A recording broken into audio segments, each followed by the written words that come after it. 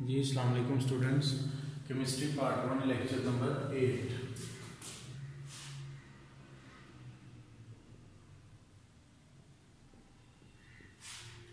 Lecture number 8 हम start करेंगे और लेक्चर नंबर 8 में जो नेक्स्ट टॉपिक हमने स्टार्ट करना है स्मार्ट सिलेबस में, अगर आप देखें तो हमारा जो पेज नंबर था 81 से 88 तक वो हमने पढ़ लिया है। ठीक है, वेपर प्रेशर मैंने आपको थोड़ा एक्स्ट्रा पढ़ा दिया था, लेकिन वेपर प्रेशर हमारे सिलेबस में इंक्लूडेड नहीं है, तो वो रहने दीजिएगा। तो नेक्स्ट टॉपिक है हमारा, वो है सॉलिड का। सॉलिड क्या होता है? देखिए, सॉलिड्स आपको पता है ठोस चीज को कहते हैं, ठोस सॉलिड है। जैसे ये व्हाइट बोर्ड मार्कर जो है ना, बोर्ड ये हो गया, डस्टर हो गया, कैमरा है, ठीक है, हम खुद हैं, इंसान जो है, ह्यूमन बॉडी, ये सारी चीज़ें क्या है, सॉलिड है। बेशुमार हमारी जो डेली लाइफ में हमें सॉलिड नज़र आते हैं। सॉलिड क्या होते हैं? They are hard, rigid, having definite shape and definite volume. They are hard, सख्त होते हैं, रिजिड होते हैं, डेफिनेट शेप होती है इनकी, और डेफिनेट वॉल्यूम भी इनका क्या होता है, डेफिनेट होता है। तो they are actually called as solids. अब जो सॉलिड है इसमें जो एटम्स वगैरह हैं, एटम्स वगैरह या मॉलिक्यूल जो है, दे आर स्ट्रांगली अट्रैक्टेड, आपस में एक दूसरे के साथ strong forces of attraction present होती है, जिन्हें हम कोहेसिव फोर्सेस भी कहते हैं। Strong cohesive forces are present among the molecules of solid. ये सॉलिड के मॉलिक्यूल्स हैं, बिल्कुल इसके जो मॉलिक्यूल्स हैं ये क्लोजली पैक्ड होते हैं, क्लोजली पैक्ड यानी बिल्कुल साथ साथ जुड़े होते हैं, इनके दरमियान कोई स्पेसेस नहीं होती, और इनके दरमियान कोहेसिव फोर्सेस जो इंटरमॉलिक्यूलर फोर्सेस हैं बहुत स्ट्रॉन्ग होती हैं। Strong intermolecular forces are present among the particles of solid.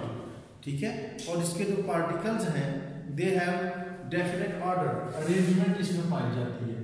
ठीक है, और इसमें जो है ना जो मोशन है, there is only vibratory motion. Solid के पार्टिकल सिर्फ और सिर्फ इनमें वाइब्रेटरी मोशन पाई जाती है, वाइब्रेट करते हैं अपनी एक जगह पे रहकर। ठीक है, तो ये चीजें हैं, they are called as solid. Solid are hard, rigid, definite shape, definite volume, strong cohesive forces are present and there is only vibratory motion is present among the molecules of solid, और इनके जो molecules हैं ये closely packed होते हैं। अब जो solid है, on the basis of arrangement of particles, arrangement of atoms या particles की बेस पे solid को क्लासिफाई किया जाता है दो मेन टाइप्स में। वो टाइप्स कौन कौन सी हैं? एमॉर्फस सॉलिड, एमॉर्फस सॉलिड्स होते हैं, और क्रिस्टलाइन सॉलिड्स होते हैं। एमॉर्फस सॉलिड्स और दूसरे सॉलिड कौन से हैं? Crystalline solids. ये दो टाइप्स हैं सॉलिड्स की, और ये जो दो टाइप्स हैं सॉलिड की, ये किस बेस पे हैं? They are on the basis of arrangement of particles. तो उनमें पार्टिकल्स की तरतीब क्या है? एमॉर्फस सॉलिड और क्रिस्टलाइन सॉलिड। एमॉर्फस सॉलिड किसे कहते हैं? एमॉर्फस, ए मीन नहीं, मॉर्फ मीन शक्ल, जिसकी कोई शक्ल ना हो, कोई शक्ल ना हो। नो डेफिनेट शेप, जिसकी कोई महसूस शेप ना हो। ठीक है, नो शेप यानी इसकी आप कह सकते हैं मतलब क्या है, नो शेप, जिसकी कोई शेप नहीं है। शेप नहीं का मतलब है कि इसमें शेप कैसे बनती है। मतलब ये तीन डॉट है, मैं इनको तरतीब से अरेंज कर रहा हूँ तो एक ट्राइंगल बन गई, एक शेप बन गई। तो एमॉर्फस का मतलब है जिसकी कोई शेप नहीं है, यानी जिसमें जो पार्टिकल्स हैं, पार्टिकल्स का मतलब क्या है, एटम्स, उसके मॉलिक्यूल्स या उसके जो आयन्स हैं, दे हैव नो अरेंजमेंट, उनमें कोई अरेंजमेंट ना ना हो, तरतीब ना पाई जाए, रैंडम जो है ना उनकी प्लेसमेंट हो, कोई इधर पड़ा हुआ है, उधर कोई कहीं पे कोई तरतीब नहीं है। जैसे कमरे है, कमरे में अगर कुर्सियां जो है ना आपकी क्लासरूम में वहाँ पे कुर्सियां खास तरतीब से रखी हुई है तो हमें एक खूबसूरती नजर आएगी, ठीक है। और अगर उसमें कोई तरतीब नहीं है, अगर कुर्सी कहीं पे पड़ी है, दूसरी किसी कोने में है, तीसरी सेंटर में पड़ी है, चौथी जो है ना कहीं और साइड में पड़ी हुई है, ठीक है, तो उस तरह से जो ऐसा सॉलिड होगा उसे हम क्या कहेंगे, एमार्फस सॉलिड। एमार्फस सॉलिड कौन सा है, जिसमें जो है ना उसके अंदर कोई भी किसी किस्म की शेप नहीं होती उसकी, यानी उसके अंदर जो पार्टिकल्स हैं उनकी कोई अरेंजमेंट नहीं होती, ठीक है। जबकि जो क्रिस्टलाइन सॉलिड है इसमें दीज आर दो सॉलिड इन विच जो पार्टिकल्स हैं, पार्टिकल्स मीन इसके जो एटम्स हैं या मॉलिक्यूल्स हैं या इसके जो आयंस वगैरह हैं, they are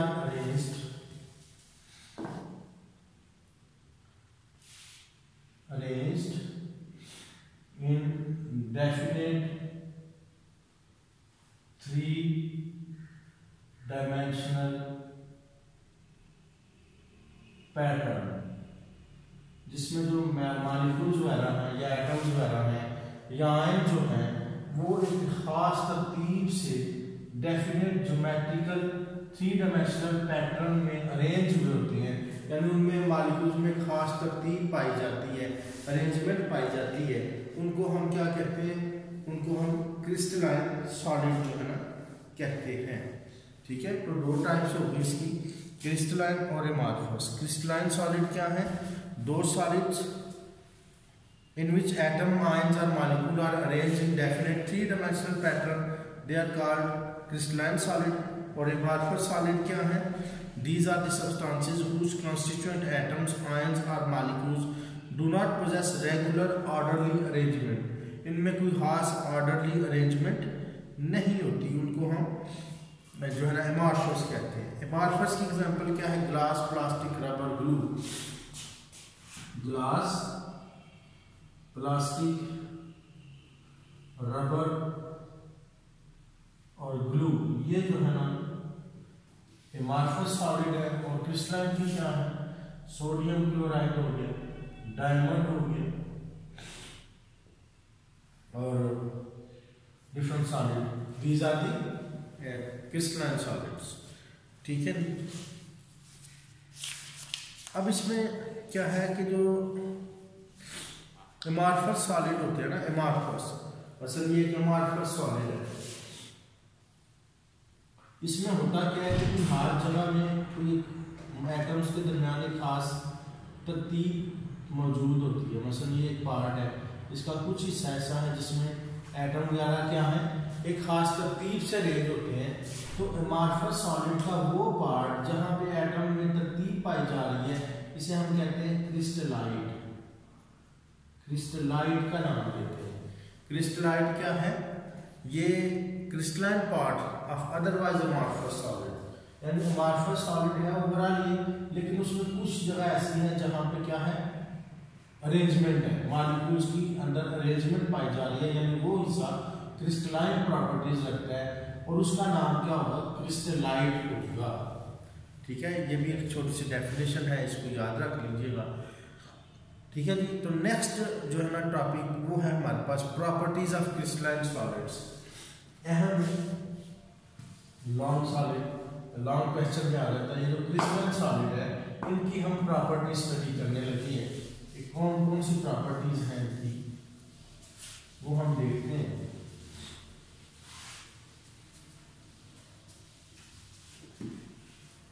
properties of crystalline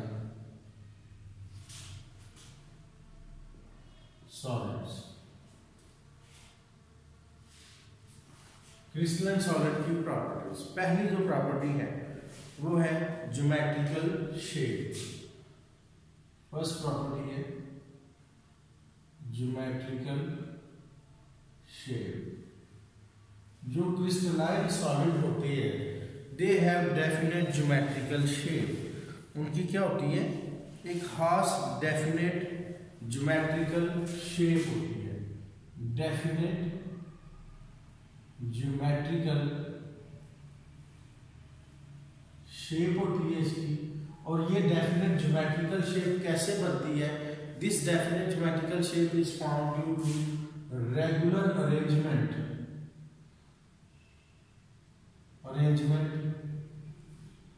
of atoms. Atom जो है इसके वो जब है खास तरतीब से अरेंज होती है तो उस तरतीब की वजह से उसे क्या देते हैं, एक खास किस्म की शक्ल देते हैं, खास किस्म की जो है ना शेप जो है ना उसके अंदर आ जाती है। ठीक है, दूसरी जो प्रॉपर्टी है वो क्या है? वो है मेल्टिंग पॉइंट। मेल्टिंग पॉइंट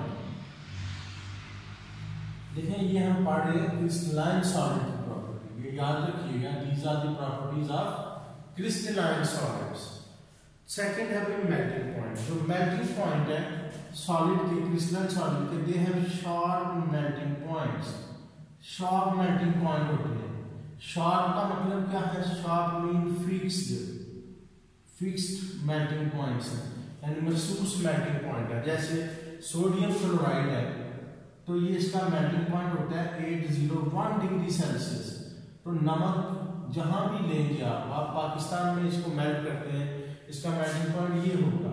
अब अमेरिका से नमक ले लें, वहां पे इसको मेल्ट करें तो उसका मेल्टिंग पॉइंट क्या होगा? यही होगा, चेंज नहीं होगा। तो जो है कि अपना ये मेल्टिंग पॉइंट क्रिस्टलाइन सॉलिड के ये क्या होते हैं? They have sharp melting point, यानी डेफिनेट मेल्टिंग पॉइंट इनका होता है।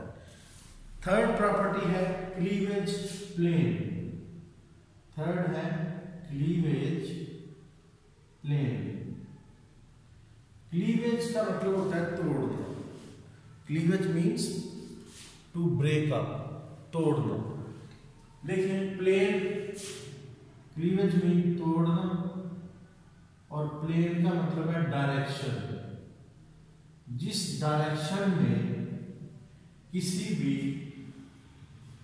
क्रिस्टल को तोड़ा जाता है, एक क्रिस्टल है जिस डायरेक्शन में उसको ब्रेक करना आसान है, जिस डायरेक्शन में उसको ब्रेक करना आसान है, तो उसका क्या होगा? क्लीवेज प्लेन है।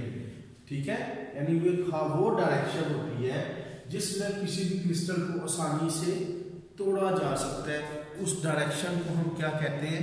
क्लीवेज प्लेन कहते हैं। ठीक है ना, बात समझ आ गई? क्लीवेज प्लेन क्या होता है? क्लीवेज प्लेन वो डायरेक्शन है जिसमें किसी भी क्रिस्टल को तोड़ा जा सकता है, ब्रेक डाउन किया जा सकता है। उस डायरेक्शन को हम क्या कहते हैं? क्लीवेज प्लेन कहते हैं। ठीक है, तो ये तीन प्रॉपर्टीज होगी। आगे चौथी प्रॉपर्टी हमने डिस्कस करनी है एनाइसोट्रॉपी। पांचवी प्रॉपर्टी हम इसमें पढ़ेंगे। एनाइसोट्रॉपी के बाद जो है ना वो है habit of crystal, isomorphism, polymorphism और एलोट्रॉपी और transition temperature. Habit of crystal,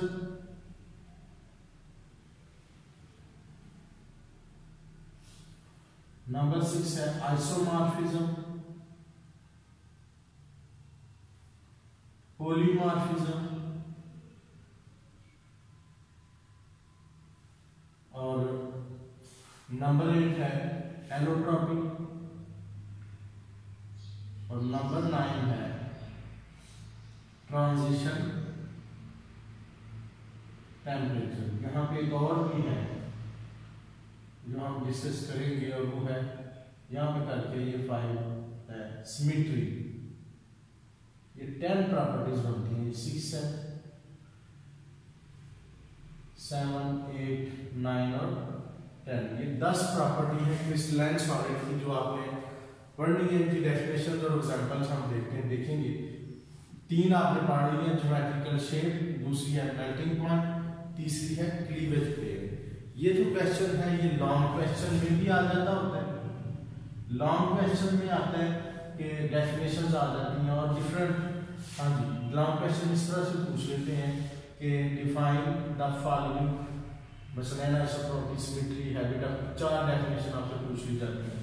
ठीक है, या आपको जनरली पूछ लिया जाता है give the properties of crystalline solids, give explain any 4 properties of crystalline solid. और इनमें शॉर्ट क्वेश्चन में भी इनको पूछा जाता है और ये अक्सर आया होता है ये क्वेश्चन। शॉर्ट क्वेश्चन में हम डेफिनेशन पूछ लेते हैं और कुछ और इसमें कंसेप्चुअल क्वेश्चन है जो हर टॉपिक में हम उसको भी आगे जाके डिस्कस करेंगे। ठीक है, तो ये टोटल 10 प्रॉपर्टीज हैं जो हमने डिस्कस करनी है। 3 आपने डिस्कस कर ली है, नेक्स्ट जो है ना वो अभी हम नेक्स्ट लेक्चर में डिस्कस करते हैं। तो सी यू नेक्स्ट लेक्चर इंशाल्लाह।